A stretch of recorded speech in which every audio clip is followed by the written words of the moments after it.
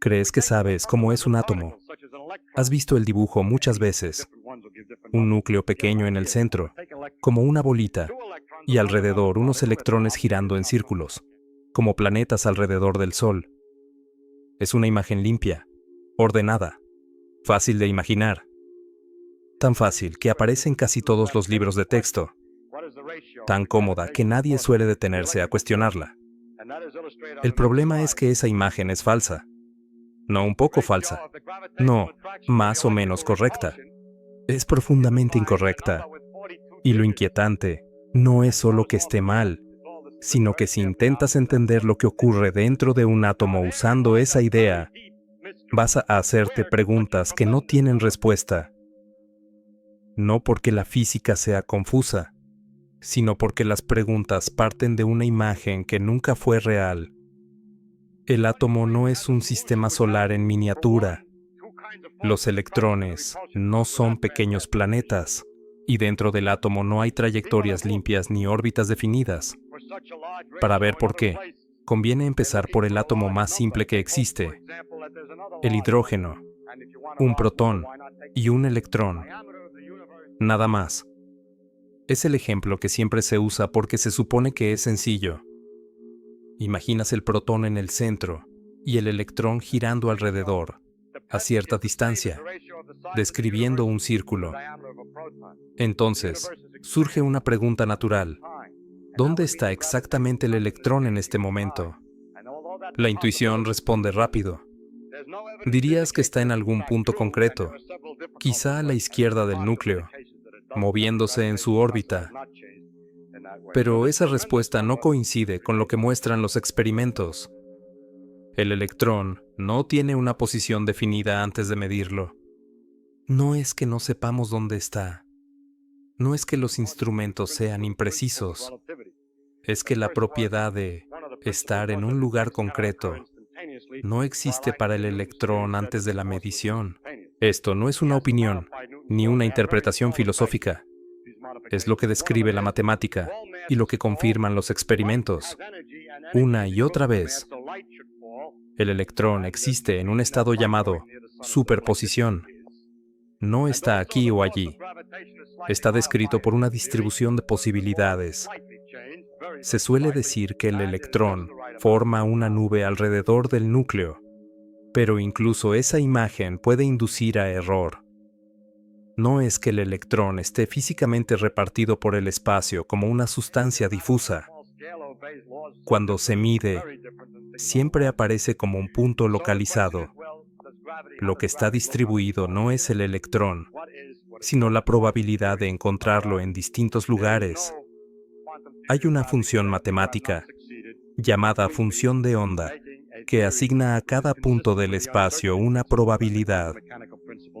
En algunas regiones esa probabilidad es alta, en otras es baja, en algunas es exactamente cero. Ahí no aparecerá nunca. Y aquí viene la parte que rompe la intuición por completo. Antes de medir, el electrón no está escondido en uno de los lugares más probables. No está esperando a ser descubierto. Simplemente no tiene posición. La función de onda no describe algo que no conocemos. Describe todo lo que existe del electrón en ese estado. Ahora piensa de nuevo en la idea de órbita. Si el electrón estuviera girando alrededor del núcleo como un planeta, estaría acelerando constantemente, porque cualquier movimiento circular implica aceleración, y una carga eléctrica acelerada emite radiación. Eso es electromagnetismo básico, medido y comprobado. Si el electrón radiara energía de forma continua, perdería energía. Su órbita se haría cada vez más pequeña. En una fracción diminuta de segundo, acabaría cayendo sobre el núcleo, y el átomo colapsaría. Ese cálculo se puede hacer, y el resultado es claro. Todos los átomos del universo deberían destruirse casi instantáneamente. Evidentemente, eso no ocurre. Los átomos son estables. La materia existe. Así que el electrón no puede estar orbitando. Entonces surge otra idea intuitiva. Quizá el electrón no gira, quizá está quieto, sostenido por la atracción eléctrica del núcleo. Pero eso tampoco funciona. Si el electrón estuviera completamente quieto en un punto, conoceríamos exactamente su posición y su momento. Y la naturaleza no permite eso. Hay un límite fundamental que impide conocer con precisión absoluta ambas cosas a la vez. No es una limitación tecnológica, es una propiedad de la realidad. Cuanto más definida está la posición, menos definido está el momento, y viceversa. Así que el electrón no gira y no está quieto. No está haciendo nada en el sentido clásico. Existe como una función de onda con formas permitidas y energías permitidas. Esas formas se llaman orbitales. Un orbital no es una trayectoria ni un camino. Es una región del espacio donde la probabilidad de encontrar el electrón tiene una estructura concreta. El estado más simple es simétrico. No hay dirección privilegiada. No hay recorrido. Solo una distribución de posibilidades alrededor del núcleo. Estados con más energía tienen formas más complejas. Algunas parecen dobles lóbulos, otras anillos, otras combinaciones más extrañas. No son objetos físicos, son mapas de probabilidad. Y cuando el electrón cambia de un estado a otro, no se desplaza gradualmente. No pasa por posiciones intermedias. El cambio ocurre de forma abrupta. Un instante está descrito por una función de onda. Al siguiente, por otra completamente distinta. No hay mecanismo clásico que lo explique. La teoría describe el proceso con precisión y los experimentos confirman los resultados. Pero no existe una imagen intuitiva del cómo. El electrón no viaja entre estados. El estado simplemente cambia. Y esto es solo el comienzo.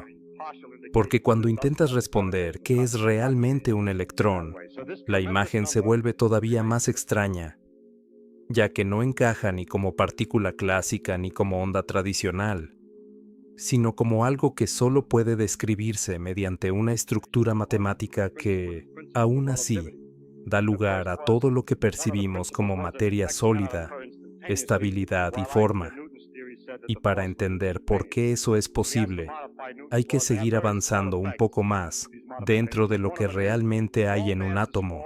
Cuando intentas decidir si el electrón es una partícula o una onda, la respuesta intuitiva falla de inmediato. En la vida diaria, algo es una cosa o la otra. Una pelota es una pelota. Una ola es una ola. No hay ambigüedad. Pero dentro del átomo, esa distinción deja de funcionar. En los experimentos, el electrón a veces se comporta como una partícula. Aparece como un punto definido en una pantalla. Deja una marca concreta. Produce un clic en un detector. Pero en otros experimentos, se comporta como una onda. Interfiere consigo mismo. Se difracta al pasar por rendijas. Se reparte en múltiples trayectorias posibles. Y luego vuelve a combinarse. Entonces surge la pregunta inevitable. ¿Qué es realmente el electrón? No es una partícula clásica. No es una onda clásica. Es un objeto cuántico. Algo que no tiene equivalente en el mundo cotidiano. Algo que solo puede describirse con una herramienta matemática que combina ambas ideas, sin ser ninguna de ellas por completo.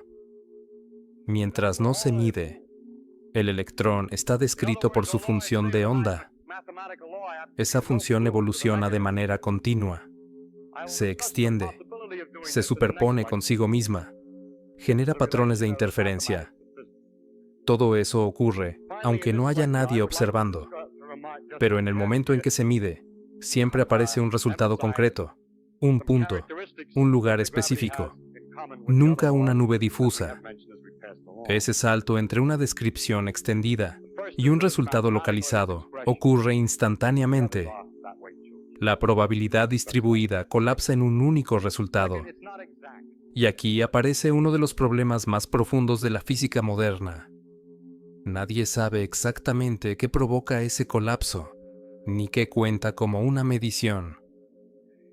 No está claro si es el instrumento, la interacción con el entorno, o algo más fundamental.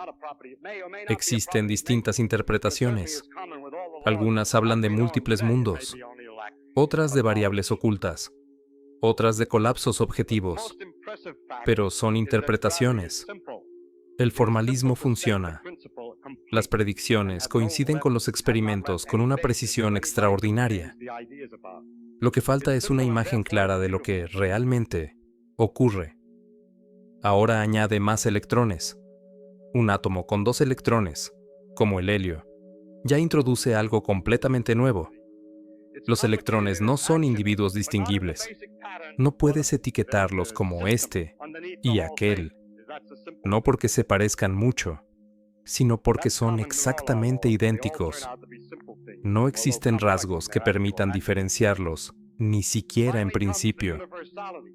Si intercambias 2 electrones en el cálculo, el estado completo del sistema cambia de una manera muy específica. No es un detalle matemático, es una propiedad fundamental de la naturaleza. Esa propiedad impone una regla estricta. No pueden ocupar el mismo estado cuántico. Esta regla explica por qué la materia tiene estructura, por qué los electrones se organizan en capas, por qué los átomos no colapsan todos en el estado más bajo de energía, por qué existe la tabla periódica, la química y, en última instancia, la diversidad de sustancias que componen el mundo. Si esa regla no existiera, todos los electrones caerían al mismo estado. Todos los átomos serían iguales.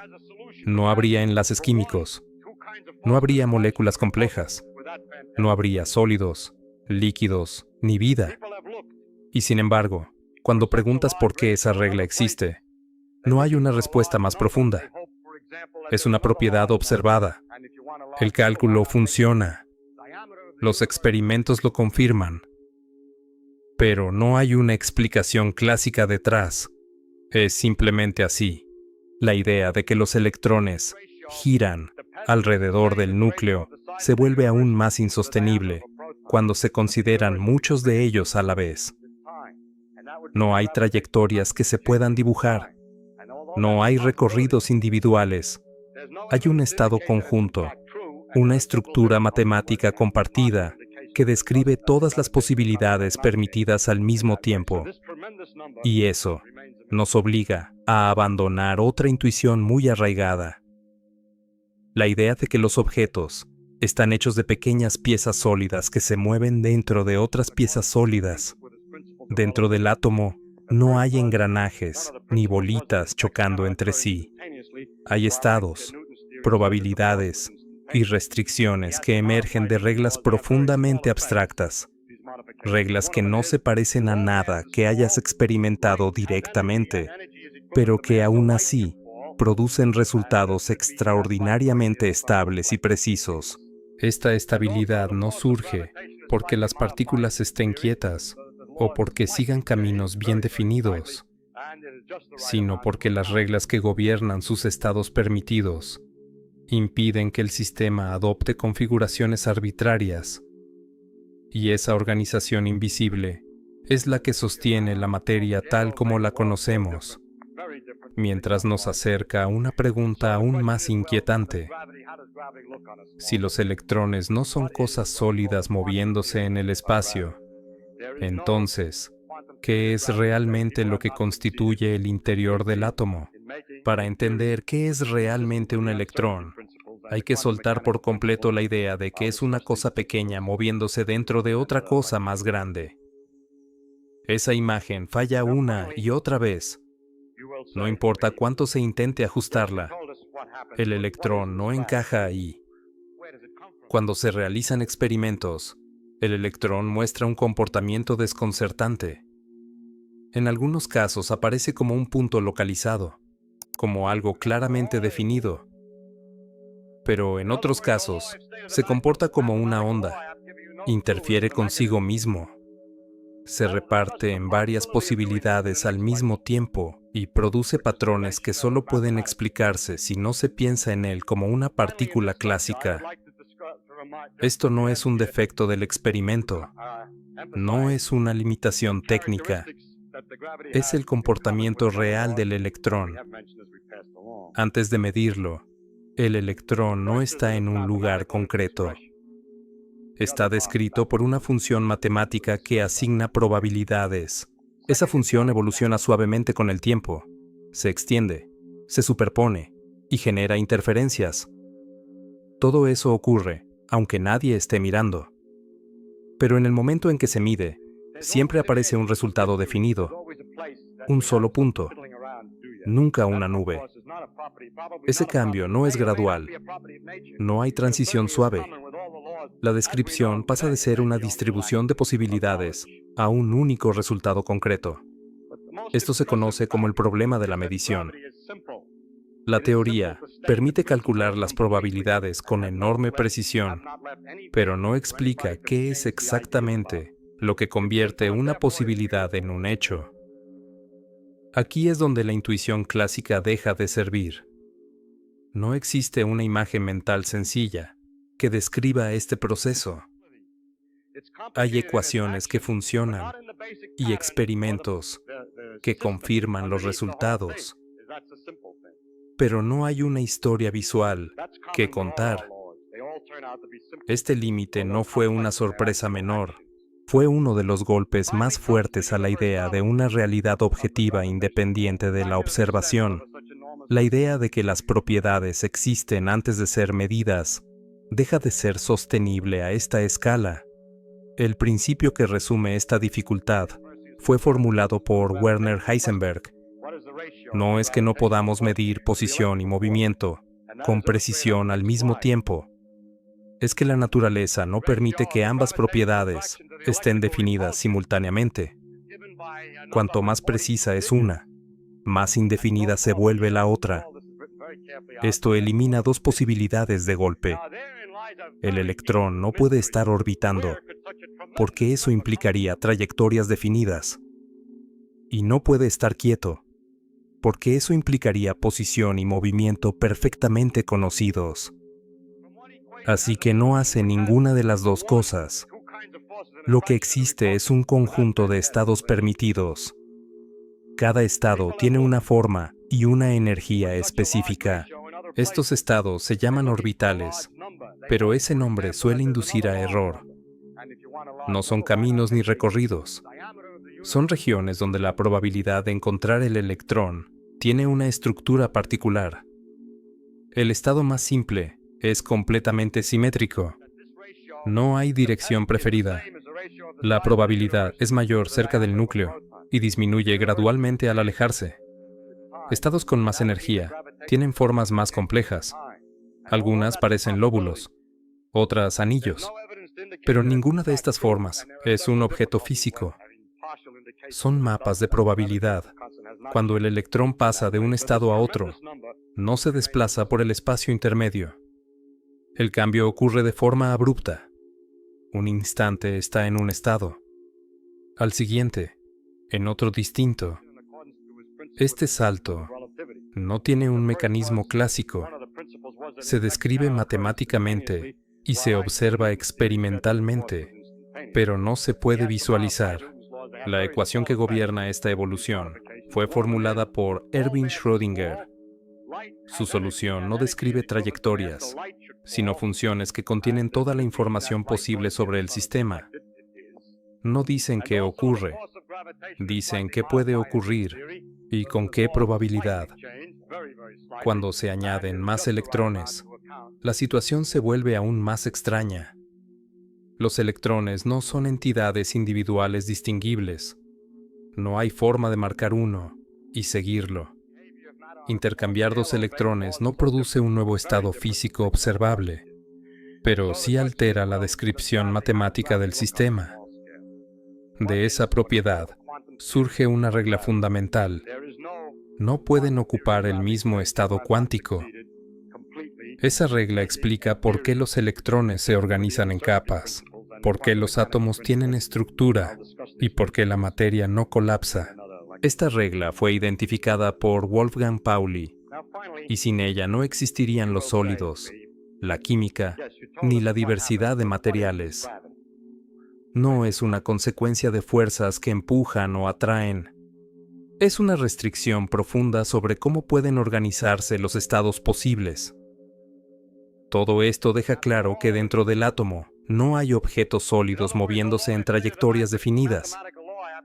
Hay estados permitidos, probabilidades, saltos discretos y reglas abstractas que, combinadas, producen una estabilidad sorprendente.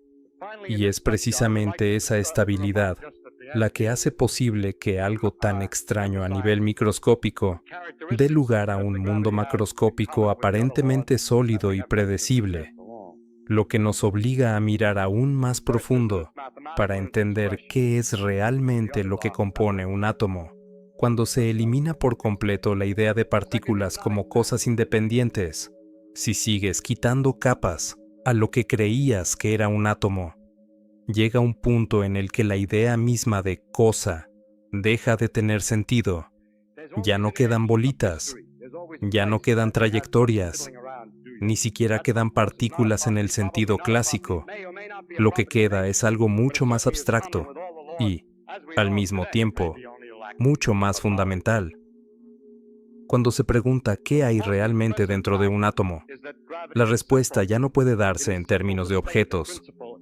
No hay piezas sólidas encajadas unas con otras. No hay componentes independientes que se puedan aislar como tornillos dentro de una máquina. Lo que hay son campos cuánticos. El electrón no es una bolita que entra y sale del átomo.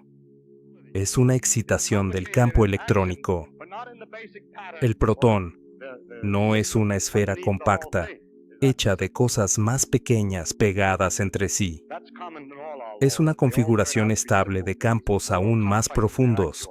Todo lo que aparece como partícula es, en realidad, una manifestación localizada de un campo que existe en todo el espacio. Estos campos no están contenidos dentro del átomo como agua dentro de un recipiente. Están en todas partes, siempre. El átomo no los crea, solo organiza sus excitaciones de una forma particular. Cuando se dice que un átomo tiene un electrón, lo que se está diciendo es que el campo electrónico adopta un patrón específico alrededor del núcleo.